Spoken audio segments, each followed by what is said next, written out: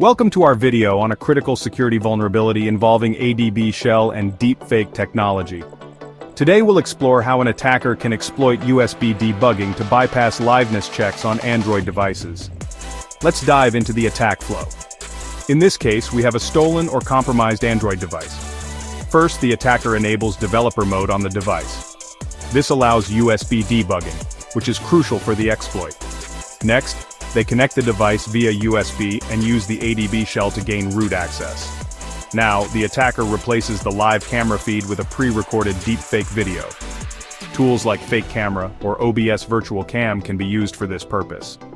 By executing these commands and scripts, the attacker pushes the deepfake video to the device, effectively hijacking the camera feed. The app now receives the deepfake video as a live feed, tricking the facial recognition AI into thinking it's seeing a real person. So, why does this attack work? Many liveness checks fail to monitor for USB debugging or virtual camera injections. Additionally, deepfakes can convincingly mimic blinking and head movements required for liveness detection. This attack highlights significant vulnerabilities in mobile KYC bypass. For a comprehensive guide and scripts, please check the link below. Thanks for watching. Don't forget to like, subscribe, and stay informed about the latest in tech security.